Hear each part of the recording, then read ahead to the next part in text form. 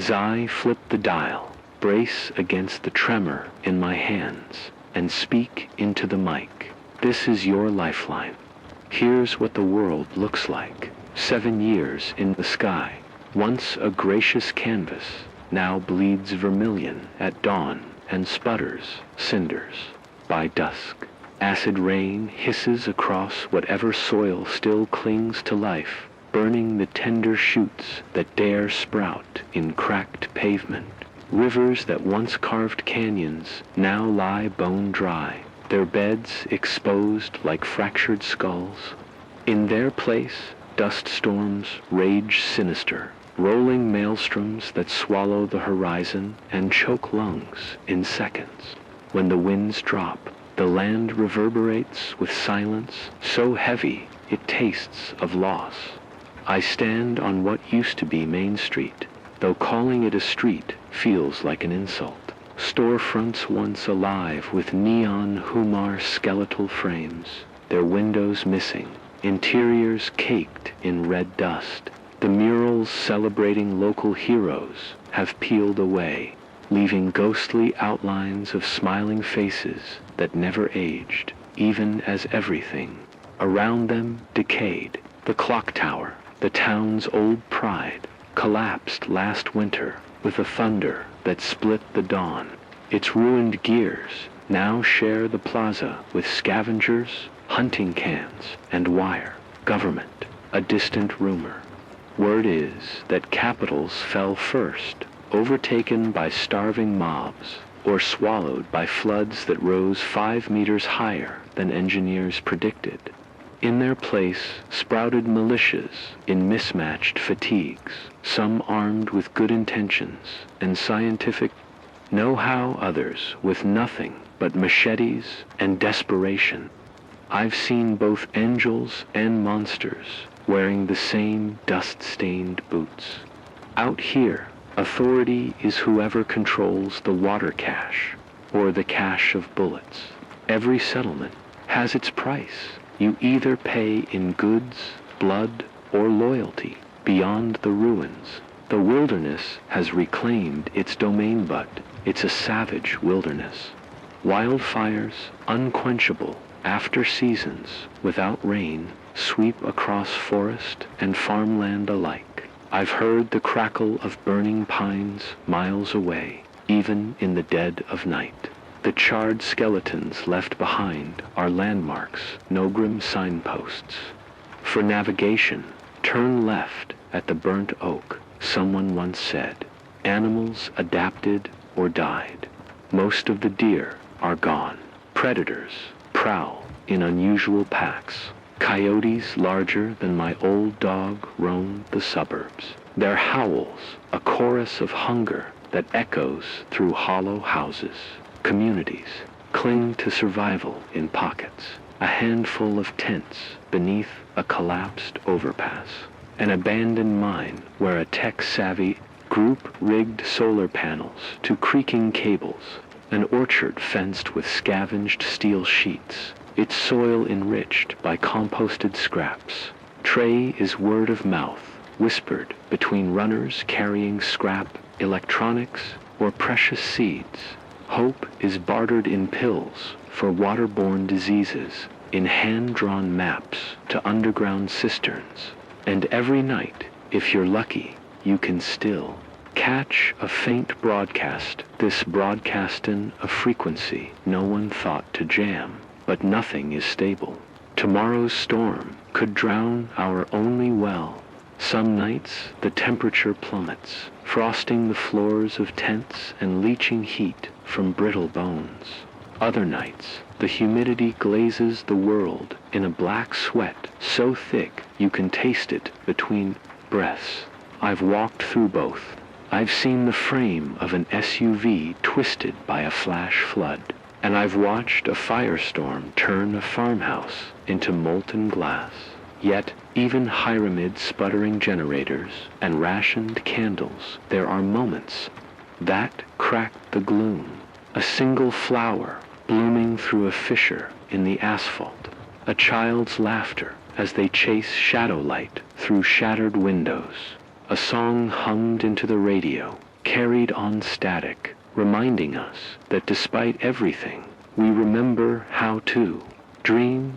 So here we are, the world in ruin, battered by climate's fury, governments hollowed out, and humanity splintered into factions fighting over scraps. But if you're listening, you're still out there. And as long as someone is listening, this voice matters. This broadcast matters. Because somewhere beyond the red sky, beyond the dust and decay, there might still be a dawn worth waking for. I'm called Ren Calder, just a name in the static, but it's mine. I wasn't always a voice on the airwaves. Before the world fractured, I was an environmental engineer, mapping floodplains and designing water treatment systems. I thought I was saving cities. I didn't realize I was only delaying the inevitable. Now I sit behind this microphone each evening, a reluctant radio broadcaster, using scavenged parts and a dying generator to stitch together. A lifeline for anyone still listening. My shelter is an abandoned weather station perched atop what was once a gentle ridge. The antenna mast is bent, wires fraying like nerve endings, but it still carries my signal across the expanse of this broken valley. Around me, glass-paneled consoles are cracked, their screens long black. I've rewired the circuitry so I can broadcast using solar cells cobbled from ruined greenhouses miles away.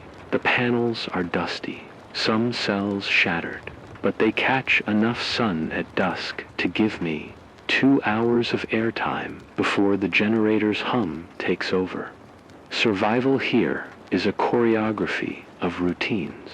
At first light, I trudge down to the dried creek, bed, shovel in hand, to dig for subterranean moisture. I collect water in rusted kettles, then haul it back up the slope for purification. My makeshift filter uses layers of charcoal from my stove, gravel from the creek, and whatever fabric I could salvage from old tents. It's far from perfect. I perform maintenance.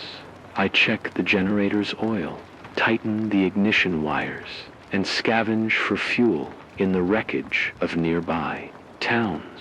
Motors from overturned cars supply gasoline. I siphon what's left in warped gas tanks, siphon it into steel drums. I haul up a rickety pulley.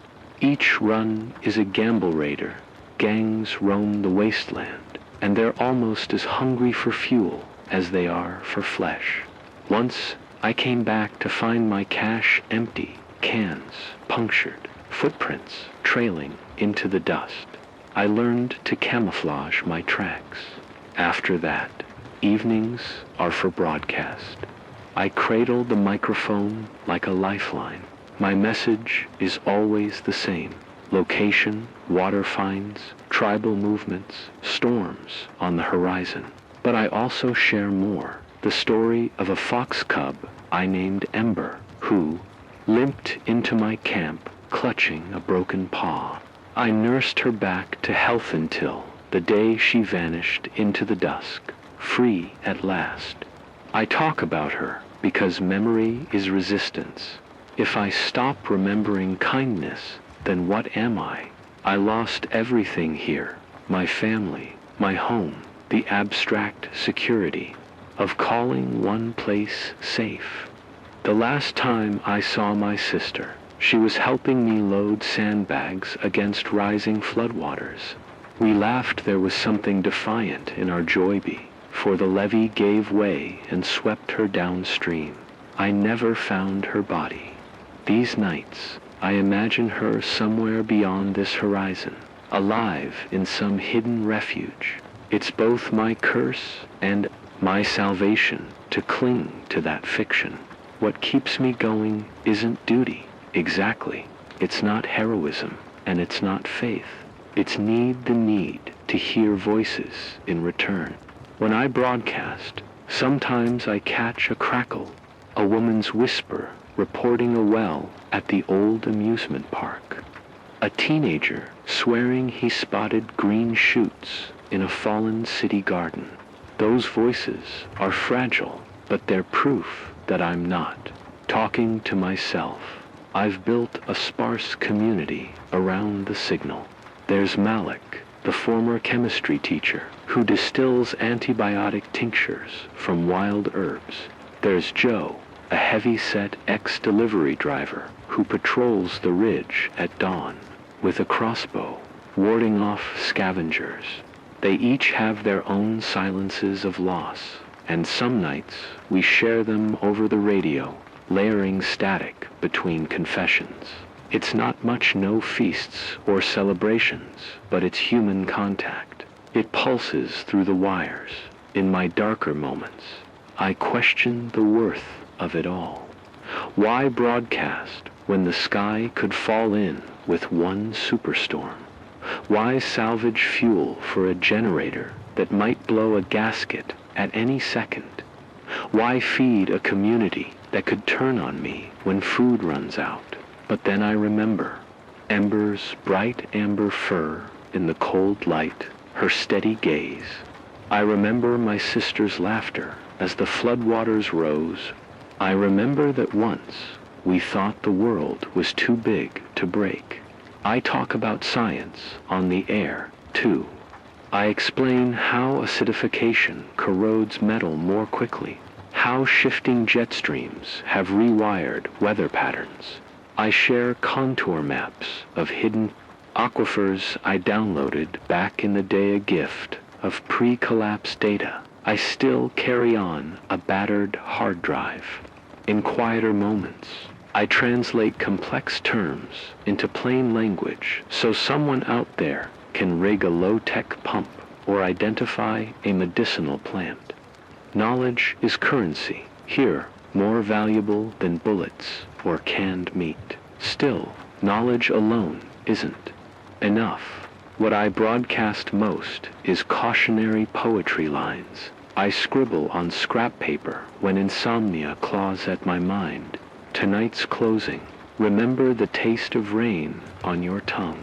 Remember the blue sky you lost. Plant these memories in your children's hearts. So, if our world ever greenens again, they will be ready to tend it with reverence. If that feels sentimental, maybe it is.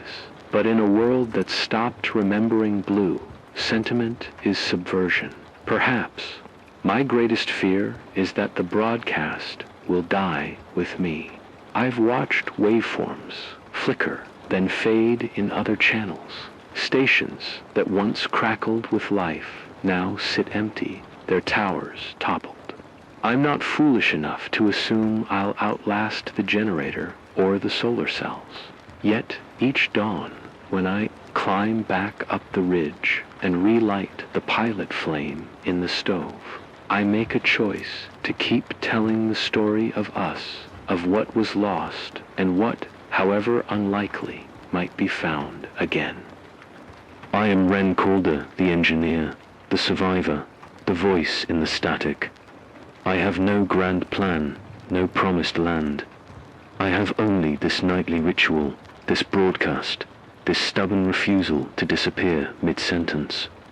And if you're out there listening, know this, your ears are my compass. Your hope is the spark that keeps this battered generator turning. Together, we stitch this broken world back into something like a story worth remembering. *I.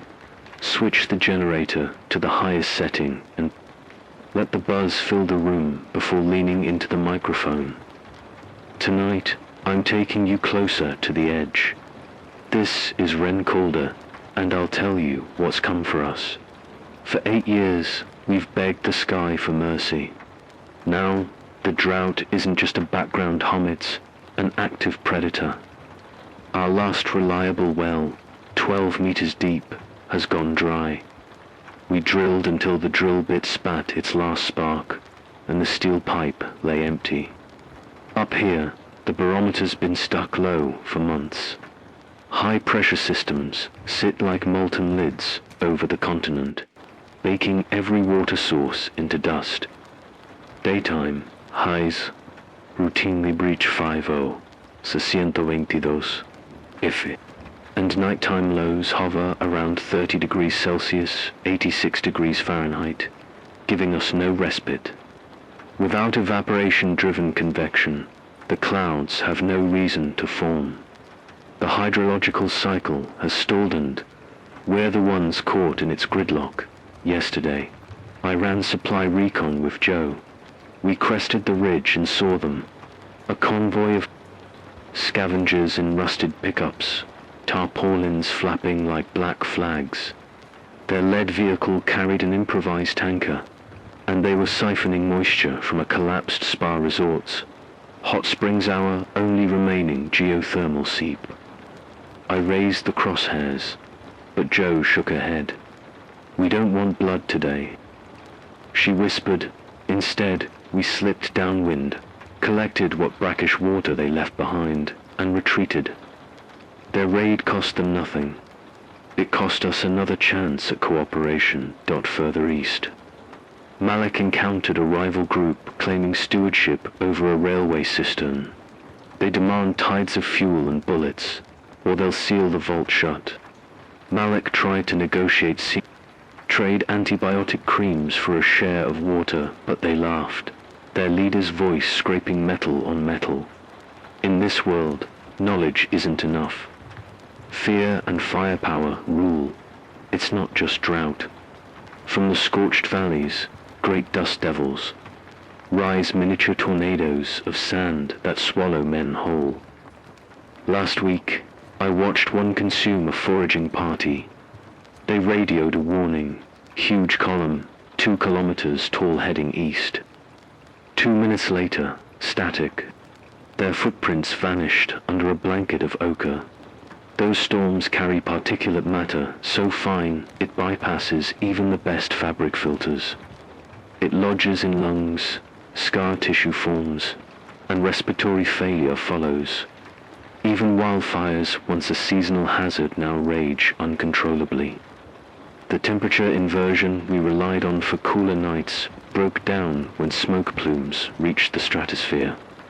Now, every breeze smells of burning resin and char, and ash blankets the land like a funeral shroud. Ash in the water corrodes metal. Ash in the soil strips fertility. Ash in the air steals breaths. Water is our lifeblood, and we're hemorrhaging. Food stocks go first. Grain, caches, sprout, weevils, then mold. Canned goods swell and burst under. Heat. Joe recovers tinned peaches once in a while, but they taste of nothing but recollection. Fuel for the generator follows. I've rationed gasoline to 2 liters, a day just enough to power the transmitter for my evening broadcast. Every extra drop is temptation. Every mile I drive for supplies risks ambush. My small community scrapes by on vertical gardens built in steel drums lined with tarp. We recycle grey water through charcoal filters, but evaporation losses run 60%. We insulate beds with straw mulch to reduce soil temperature. We cling to heirloom seeds, praying germination rates hold. But each season, our success rate slips. Sleepless nights are the worst. I measure stress by the tremor in my hands, by the tremor in my voice. Malik's tincture bench is a lifeline. He's treated scabies outbreaks, waterborne infections, even tried synthesizing rudimentary antivirals from herbal precursors. But illnesses spread faster in cramped tents. Last month, 3 children died from dysentery. We buried them near the old oak, their tiny shovelfuls of ashes clinking like lost tears. Every death stokes the fear. Who'll broadcast next if I fall? Ill who'll recalibrate the solar panels if Joe's crossbow arm gives out? Who'll teach the next generation how to rig a dew trough if Moloch's hands grow too arthritic to grind roots? Let me break it down. With average global temperatures up by 2.5 degrees Celsius since 2020, the Hadley cells have expanded, pushing subtropical aridity to mid-latitudes. What used to be temperate prairies are now semi-deserts. Soil moisture retention has plummeted by 40%. According to pre-collapse USDA data, I still carry on a solar-charged flash drive. Feedback loops thawing permafrost releasing methane. Loss of vegetation, reducing carbon uptake, have accelerated warming beyond predictions. Glacial runoff that replenished rivers for millennia is gone. We mined the last ancient aquifers in the 30s. Their depletion was irreversible. Now, evaporation outpaces precipitation by a factor of 3. I don't just broadcast despair. Tonight, I'll share 3 tactics layout sheets of polyethylene film on clear nights. Anchor edges with stones. In early pre-dawn, collect droplets into gutters sloped toward containers. In our tests, a single square meter yields up to 200 milliliters. Dig a pit. Place a bowl at its center. Cover with plastic sheet. Weight the center so condensation drips into the bowl. It's slow but reliable when sun is plentiful. Burn twigs and dead. Brush in a controlled pile. Bury coals in garden beds. They increase water retention, restore pH balance, and slowly release nutrients. We've seen moisture retention improve by 15%. Use these techniques together. Stack filters, check pH levels, and test yields daily. These aren't miracles, they're small resistances against the drought's onslaught. Now, the real crisis. Looms the monsoon front that used to bring life has reversed course. Atmospheric rivers have rerouted north, starving us completely. Forecast models salvaged from university servers predict another 7 months of zero rain. By then, soils will bake into ceramic, drilling deeper risks, tapping saline that will ruin our crops irrevocably if we fail to find new water by November 14th. When the sun's angle dips below 30, condensation techniques all but die. The nights will still be warm, but without a temperature delta. Dew collection becomes impossible. I won't sugarcoat it. We're at a crossroads. Each member of this community holds a risk. Malik can't risk further exposure to mold in the Labs' asthma flares. Joe's crossbow arm trembles with fatigue. I'm burning through the generator's bearings. We face a choice. Send a team out empty-handed, vulnerable to the old hydroelectric dam upstream, or hunker down and wait for some miracle that may never come. If the dam's reservoir still holds water, we could siphon enough to last 6 months, but the route is held by 3 armed checkpoints.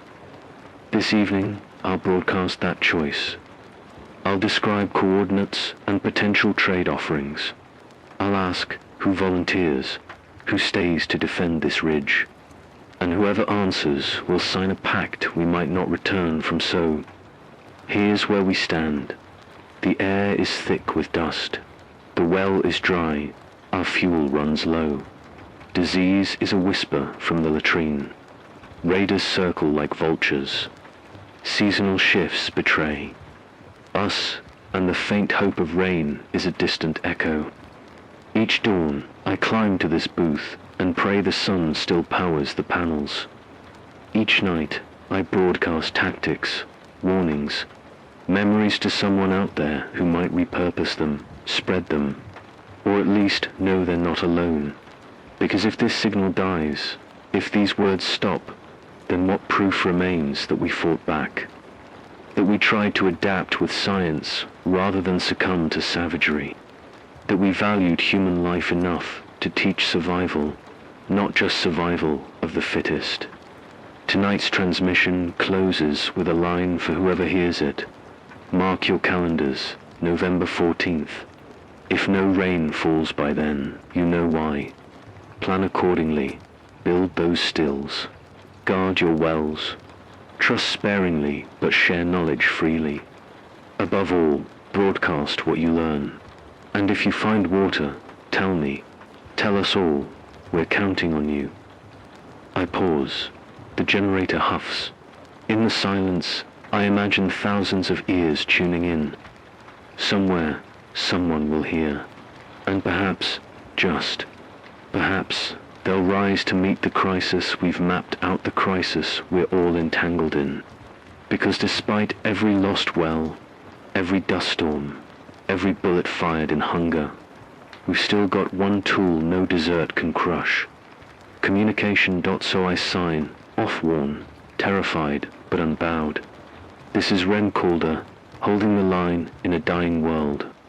Stay sharp, stay alive, and keep talking. Then I kill the generator, and the night outside swells with wind and waiting. I flip the switch on the generator and settle into my chair, breath ragged from the climb. Tonight, the ridge feels narrower, less sanctuary, more precipice. The air rattles in my lungs, heavy with the roar of distant dust devils. I clear my throat and speak.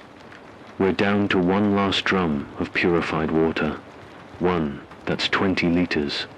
For 12 people, enough for barely a day and a half if we ration to 1.5 L per adult. The children can't last more than one. Yesterday, I divided the drum into equal shares and handed Malik his pre-measured canteen with a tremor I couldn't hide. He looked away, filling his mask. We both knew that rationing was a stopgap. Tomorrow, we break soil for another still, and if that fails, we decide who goes out in the morning to search for water in the ruins of New Vale. The generator's oil light blinks red after only 30 minutes now.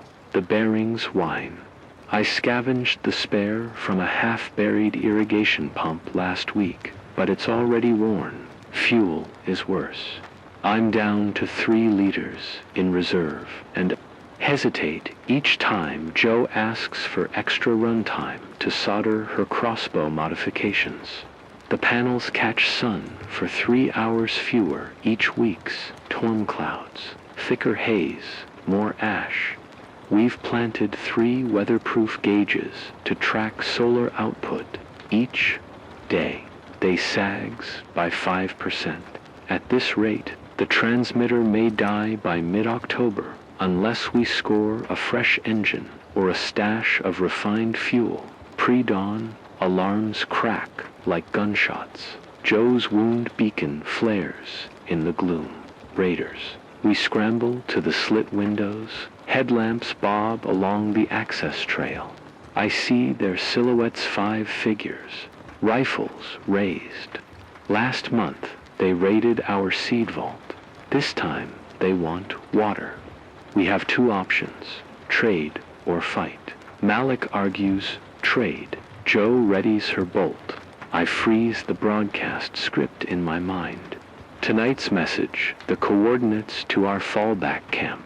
Then I make the call. Stand down. I'm broadcasting. In the static, I describe our position, throw in a plea for parley. 50 seconds later, the lights fade. They've withdrawn this time, but in their retreat, a scrap of paper flutters to the ground, a crudely drawn map marked Project Aquifer. I scoop it up in my gloves. The map points to an old research bunker buried under the eastern foothills, 10 kilometers from here. Legend says scientists there tapped a deep sandstone aquifer and rigged a low-tech pump powered by geothermal vents. If true, that water could sustain us for years. If it's a lie, it's a lead weight. Still, I can't unsee the map. This might be the myth we need. My chest tightens. Trust has become a luxury we can't afford. Last season, Malik followed a similar rumor to the Still City. In the North Ann underground greenhouse said to flourish on rainwater vaults. He returned 2 weeks later, half-starved, with nothing but a handful of brittle lettuce seeds and a cough that nearly killed him. His faith in rumors cracked, but mine feels stronger than ever I van as my voice trembles. Is this hope or fantasy?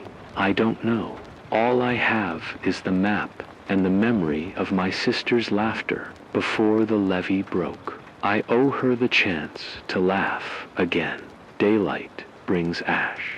A towering plume billowed from a wildfire I spotted on the horizon 3 days ago. The winds shifted overnight. Now the ridge is coated in grit. I wear a double-layer mask, but inhalation is inevitable. Malek's dosing himself with herbal expectorants, but each cough rubs at his ribs. I feel it in my throat too, a dry rasp that no amount of boiled onions can soothe. We seal off vents, but the Venturi effect funnels ash through cracks. At midday, I can't climb to the antenna. Visibility is 0. The broadcast tonight will be patchy, if it even reaches beyond the next ridge. Our drum garden is wilting. The silverleaf beans I bread-seeded sprouted, then stalled when nighttime lows exceeded 25 degrees Celsius. The charred soil repels moisture. Biochar helped, but only marginally. Yesterday, I harvested the last of the Radicalsteiny underdeveloped roots. We roast like almonds. The taste is bitter, but calories count. The children begged for more. I told them stories instead. I dusted off an old cookbook formula for grinding insects into protein pastes nutrient-dense, if stomach-turning. They tried it. A moment's hesitation, then a slow nod. Survival trumps squeamishness. At dusk, I load my pack map water, flask empty, medical kit, toolkit, and 3 bolts for Joe's crossbow. Joe volunteers to accompany me. She claims she owes us protection. Malik protests Joe's rash, but none of us wants to stay behind if the bunker is real. We stake our dwindling reserves on a 12-hour trek. If we fail, this ridge becomes a tomb. I scribble GPS coordinates on a scrap of laminate and tuck it into Malek's pocket. If we don't return, find the signal tower at dawn. We hit the eastern foothills at 0200. Headlamps cut through ash haze. 10 kilometers take us 6 hours over jagged shale and rusted pipeline. At 0800, we spot the half-buried entrance, a concrete slab cracked by seismic upheaval, painted geotech lab. I press the faded intercom dead. Joe wedges a crowbar. We pry it open. Inside, the air is cooler, laced with a faint metallic temps. We find the pump chamber, pipes tapped into the bedrock, gears worn but intact. The control panel lies in shards, but the geothermal coil still glows dimly. My engineer's heart flutters. I rig a manual drive shaft from Joe's crossbow crank, and a spare gear from the irrigation pump I salvaged. Sparks fly, sparks die. I reroute wires, splice circuits, and coax the old diesel generator Joe's extra bullet replaced the missing starter pin. The engine coughs, then roars. Water bubbles up a vertical shaft, trickling into a trough. I taste it cool, slightly sulfurous, but alive. We fill every container we carried. We filled Joe's water skins. We fill the old 50L barrel I lugged.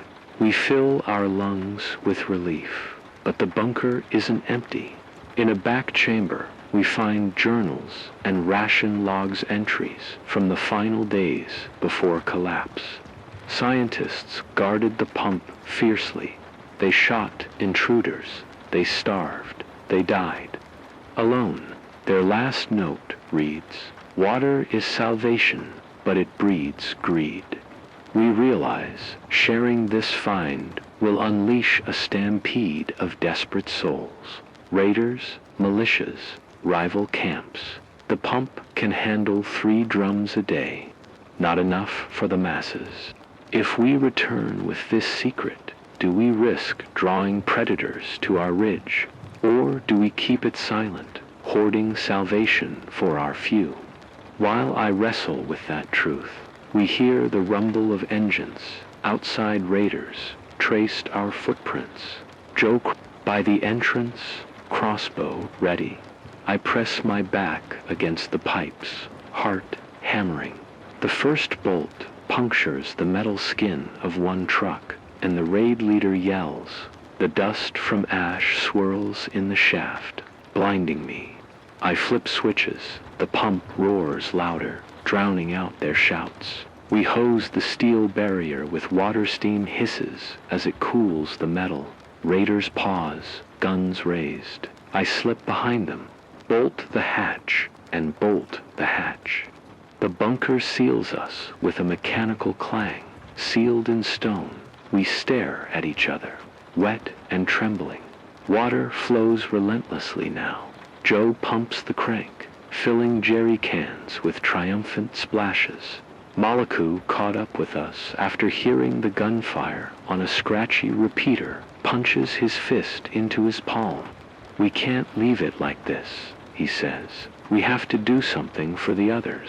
His voice echoes off concrete walls. I feel torn, the weight of our few versus the need of many. Memory floods, me my sister's last laugh, embers amber eyes. I remember the sound of young children giggling. I remember what I'm fighting for. In this moment, I choose to trust humanity's better angels. We'll share the secret but with rules, with defenses, with a networked pact. We rig a coded broadcast. Tomorrow's transmission will include rendezvous coordinates, but only to those who can identify an authentication key. A phrase slipped into tonight's story. We'll vet arrivals. We'll set up rotating guards. We'll stockpile fuel for the pump. It's a gamble. If the wrong ears pick it up, we're done for. But if no one hears, this cache dies with us. I draft the broadcast script by the faint glow of a headlamp, each word weighed in desperation. At first light, we emerge to a gray horizon. The raiders have moved on, likely chasing a mirage of supplies. We haul jerry cans across the hills. As the sun climbs, each step slower than the last, muscles screaming. On the ridge, Malik stands guard, rifle across his chest. Joe wipes sweat and ash from her brow.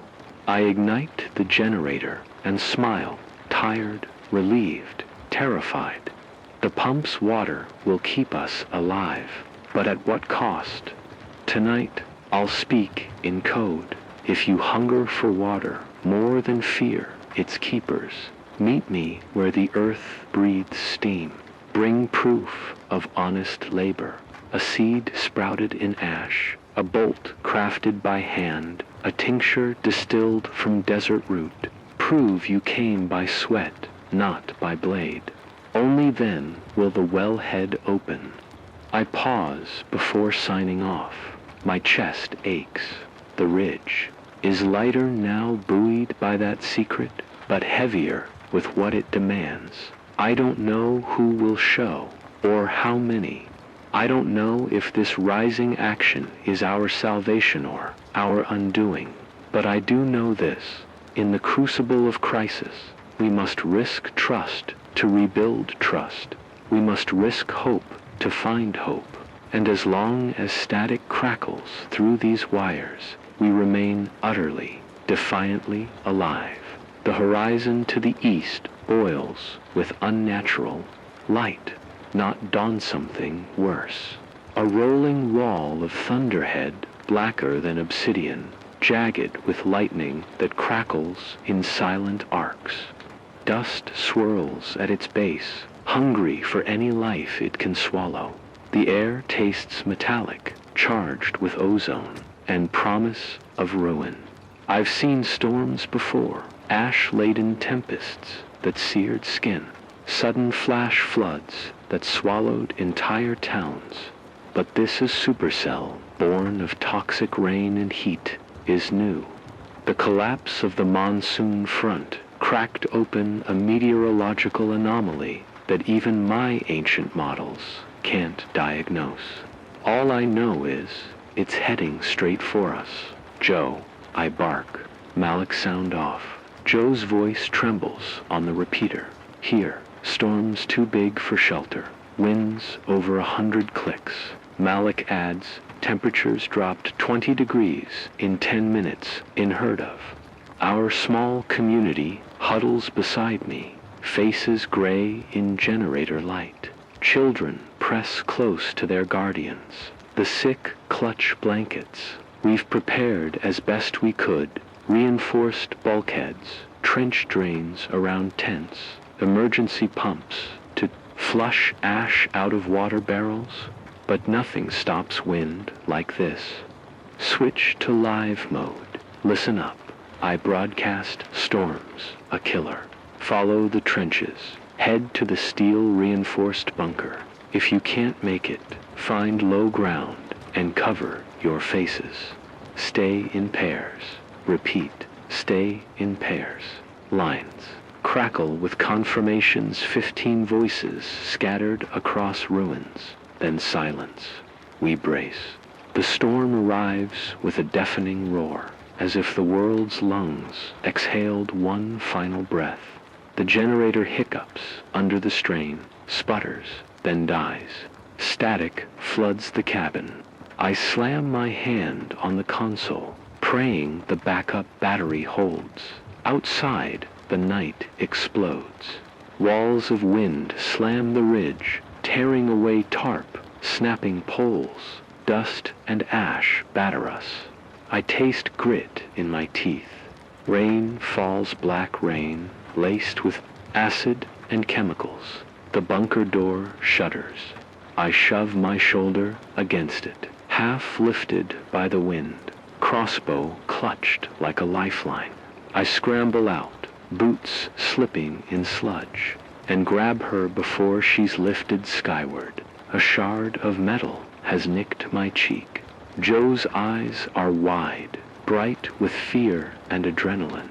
We need that bunker, I shout over the gale. She nods, and we stumble toward the reinforced hatch. The storm rips at our clothes, shrieks in our ears. Behind us, the ridge cracks and rocks pulverize earth overhead. The noise is brilliant white. Agony. Somehow, we crawl to the bunker door. Malik appears, face wild, digging the bolt free. We clamber inside, slamming thick steel behind us. The hatch clangs shut, sealing out the madness. We collapse in a heap, panting. Rain hammers the roof. Lightning flares through the narrow viewport. Paint peeling around the edges. Inside, the bunker is cramped and humid. Our water barrels slosh in the corner, tainted but available. I flick the manual lamp to life. Joe examines my cheek, presses a cloth to the cut. Malik hacks at his sleeve, coughing up ash. I despise wastenite. I let it lie. We've sheltered here before, but never with a storm this violent. I peer at the map on my knee. The aquifer pump is miles away, unreachable now. If the ridge falls, we lose our broadcast tower, our shelter, our memories, and yet we have the pump's promise. It's our only leverage now, our only hope. Lightning arcs inside the bunker like a silent strobe, briefly illuminating faces drawn tight with desperation. I realize survival is no longer about gathering resources. It's about choice, what we risk, what we give up, who we are willing to trust when the world unravels. The storm rages through the night. Water seeps through cracks. We redirect it with buckets. Malik murmurs the old nursery rhyme his mother taught him. Hold tight the line, let none resign. I finish it for him, voice barely above a whisper. It's been years since laughter reached our lips. Tonight, it steadies us at sunrise. The storm breaks. The winds die in ragged gusts. The rain fades to a drizzle. We wait. Then a distant radio ping one lone voice. Ren, you alive? It's Laya, a scout from the western flats. I answer, tears stinging my eyes. We're alive. Others made it. We lived through the turning point, but the ridge is gone. The storm collapsed, the crest, gouging a chasm 50 meters wide. Our tents lie twisted in debris. Solar panels lie broken shards. I swallow bile. We have no high ground, no tower. From the viewport, I see survivors picking through wreckage, stunned. I broadcast instructions, form 2 teams, salvage what you can, reassemble the transmitter on the old water trough. We have water enough for now. We'll reinforce the bunker against flash storms. We'll survive this. And then, a moment of reckoning, I realize I have a choice. I can stay here, guard scraps on this broken ridge, or I can lead a small team to reclaim the aquifer pump under calmer skies. The storm cleared the route of raiders, but unleashed fresh dangers in stable ground, poisoned runoff, mutated wildlife drawn to the flooded crevices. I look at Jo, her gaze fierce despite exhaustion. Malik meets my eyes, his nod measured, resolute. They trust me. 5 of us, me, Jo, Malik, Laya, and Hassan. Then a chorus of agreement. Later alone, I cradled the microphone. This is Ren Calder. I speak softly. We're at the turning point. Tonight, decide what you'll risk for tomorrow. Because this storm taught us that the world can't be saved by staying still. We must venture into the unknown, clutch hope like a talisman, and shape our fate with our own hands. I'll see you on the other side. I kill the lamp. The bunker hums with quiet determination. Outside, beyond the shattered viewport, the world stretches raw and Niravan by storm, but alive with possibility. We will fight to carve out a future in the ruins. I kill the engine on the mobile rig and step out into the soft light of dawn. Behind me, Jo, Malik, Laya, and Hassan lower the pump assembly into the valley trench we carved yesterday. Water trickles from the pipes, end like a hesitant sigh, but it flows, enough to refill our barrels by nightfall. We lost 2 people on the trek back. Hassan slipped on the slick clay slopes, tumbled 20 meters down into a crevasse. We heard his scream before the final silence. We left him there too dangerous to retrieve. Laya broke, wept for hours beside the trench. Jo fashioned a makeshift cairn of stones at the rim, and we each placed a shard of charcoal next to it, a silent pact to remember. The ridge still lies in rubble. Our half-reconstructed tower stands crooked, its antenna mast splintered. We scavenged mangled steel girders from the ravine below and wired them together with braided cable, jerry-rigged by Malik's steady hands. At dusk, we'll test the... By midday, we've refilled every vessel. We rinse ash from our faces, pour cool water over aching limbs, and taste relief in each swallow. But we know this well. Water draws attention. Word flies fast across frequencies. When I switch on the mic tonight, I expect replies not just from survivors, but from every desperate soul within 100-kilometer radius, some seeking alliance, others conquest. Still, I cannot hoard salvation. I broadcast the pump's coordinates and the authentication key, a phrase we disguised in an old hunting anthem. I warn that raiders will come, that those untested will be turned away. I urge them, bring seeds, metal scraps, medicines, something to prove you build, not pillage. And then I sign off, voice gravelly, with fatigue and anticipation. By the next dawn, 3 parties show. The first is a small family, 2 parents, with a baby swaddled in a threadbare shawl. They carry nothing but hope and tears. We let them through. Immediately, the second group, 4 men in patched uniforms, announced at dusk. They demand water in exchange for their protection. Joe's crossbow rests across a barrel as she watches them. Their eyes flick to the pump, to the barrels. I step forward and offer a rationed share if they swear fealty to the community. They agreed too quickly. We mark them for a close eye. The third arrival is a lone woman, Dr. Anna Patel, a former climatologist who broadcast warnings of monsoon collapse 5 years ago. I recognize her voice before I see her face. Behind her, a battered cum station crackles with solar-powered life.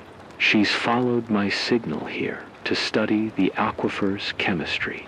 She brings test tubes and spectrometers. She offers data. The water contains trace lithium and magnesium in therapeutic proportions, enough to restore nervous systems weakened by inhaled ash. Her expertise could save lives, but she asks for security and inclusion in leadership.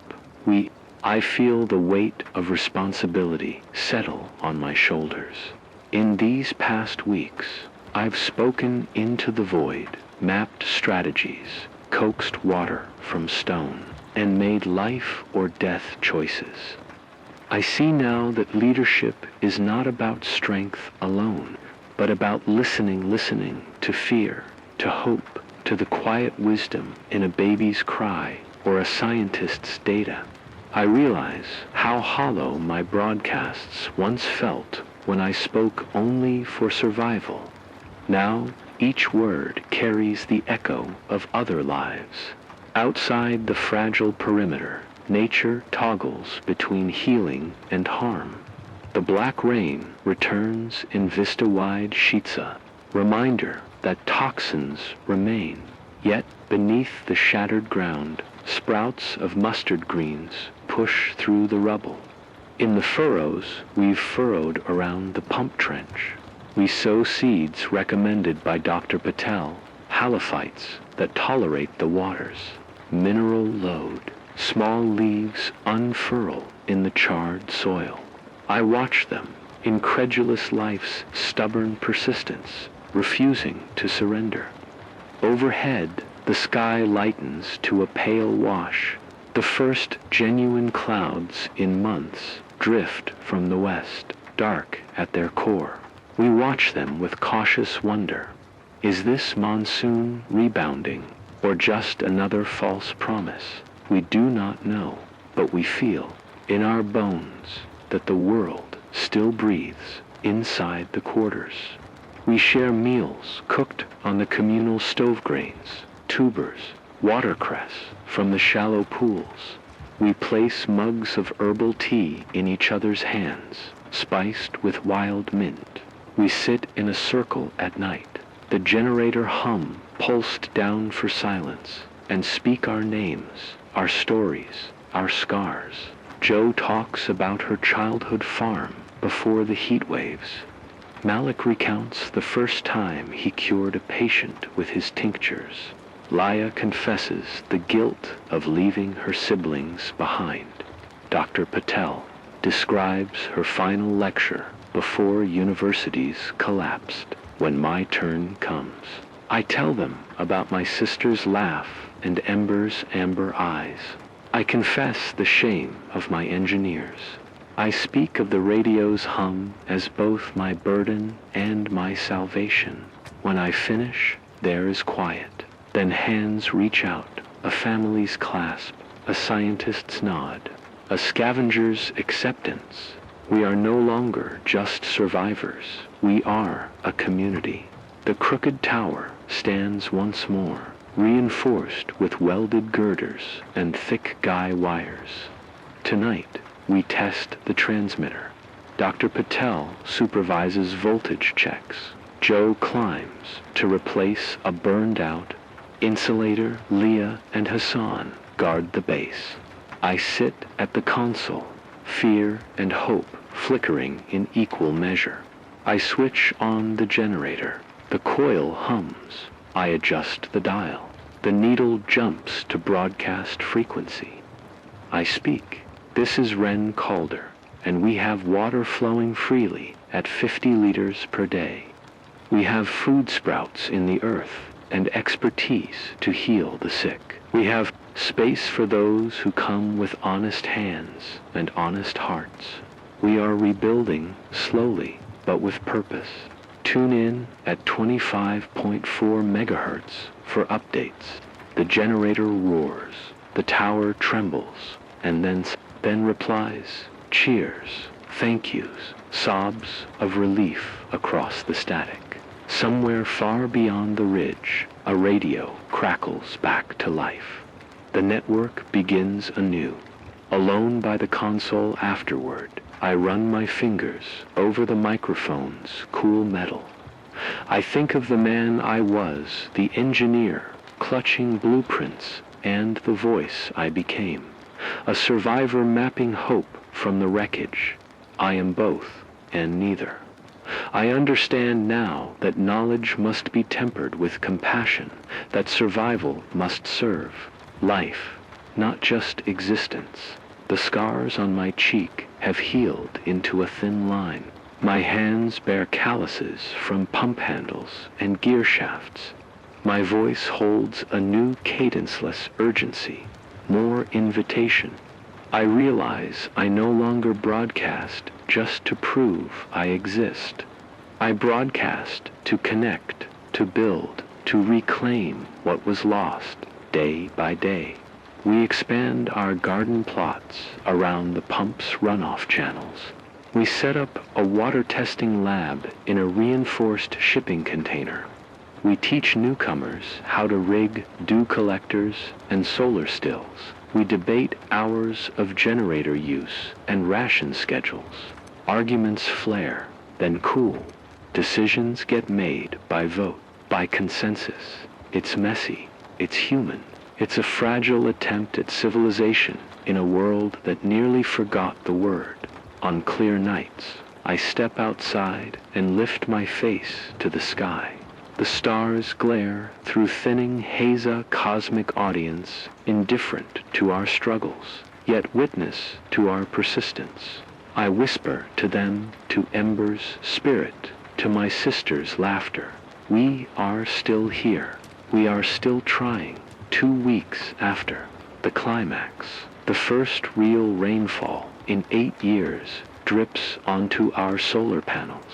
It's only half a centimeter, but we rejoice as if we captured a downpour.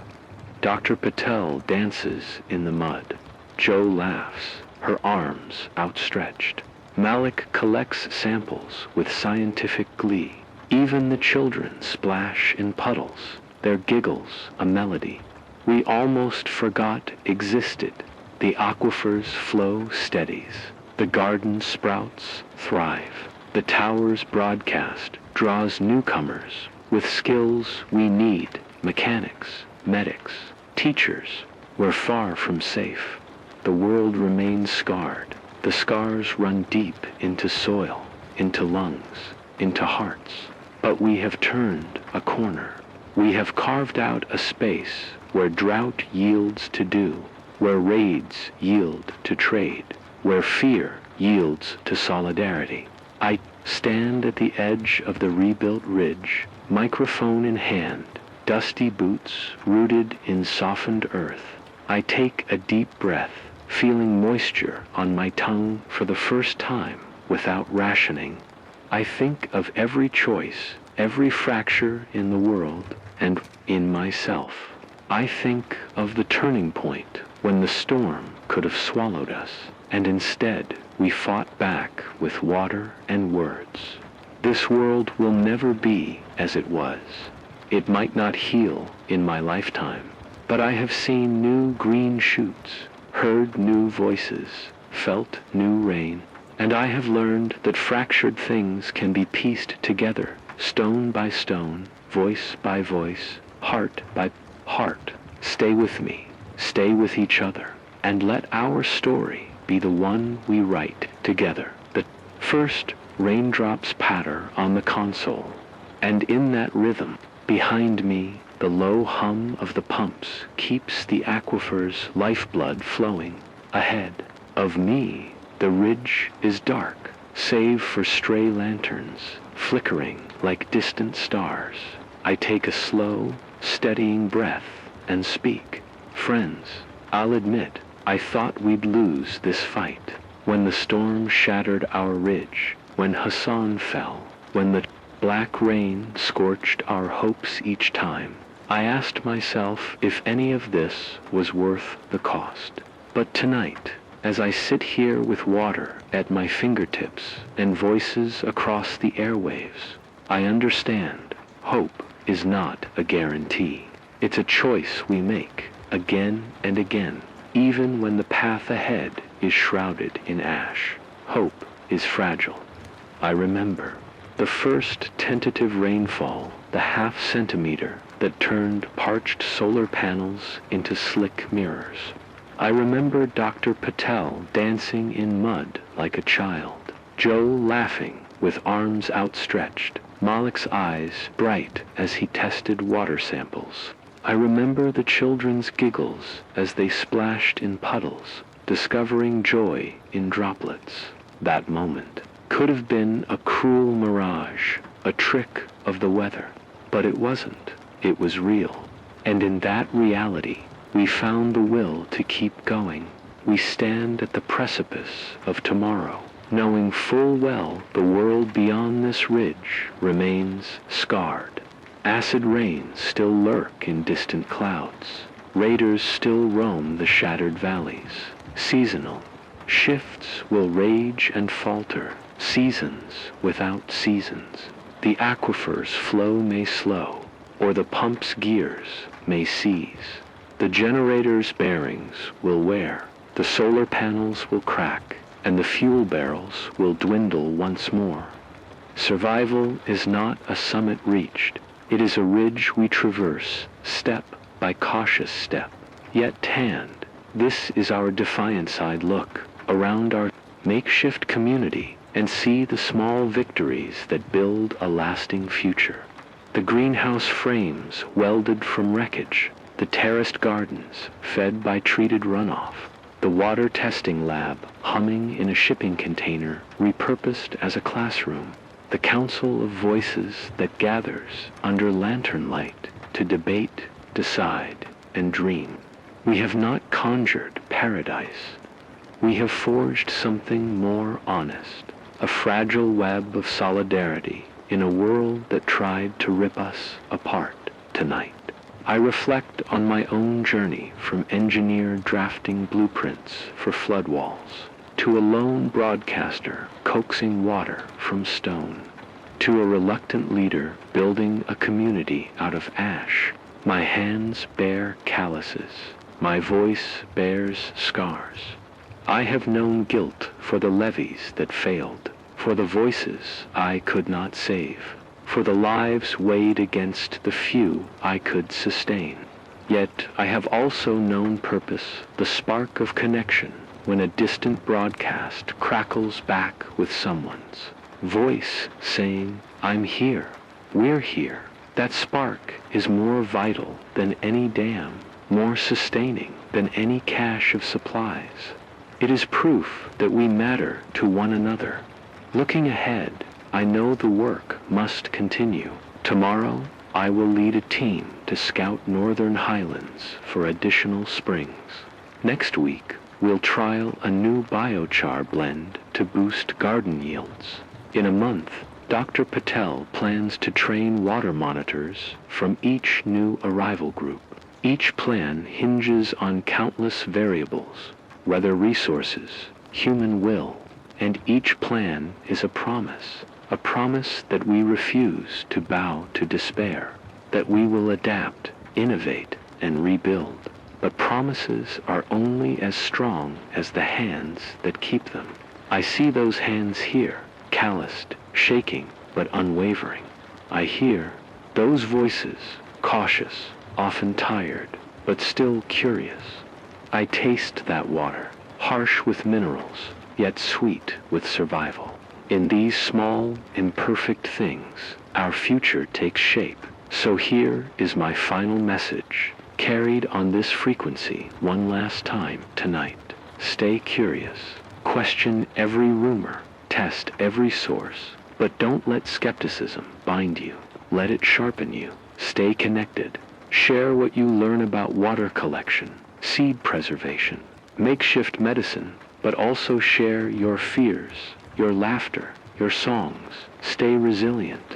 When the furnace of drought flares, when the storms hurl their fury, when the nights pulse, with fear remember that survival is not surrender, but the act of standing up again. Stay human.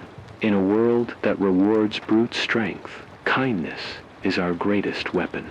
Compassion is the bedrock on which we build community. Stay hopeful, not because hope is easy, but because it is the truest measure of our defiance. I don't know what tomorrow holds. I don't know if the next storm will break our pipes, or if the next trader will bring more scarcity than solutions. I don't know if I will still be here to broadcast on the eve of the next anniversary of the collapse.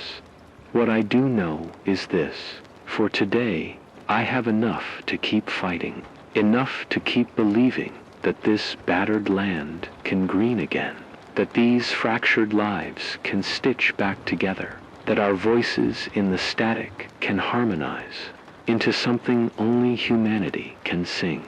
So fight for just one more sunrise. Cling to that sunrise as though it were your last breath, because without it, none of this matters. The world may be gone, but we remain. As long as we breathe, we have a chance.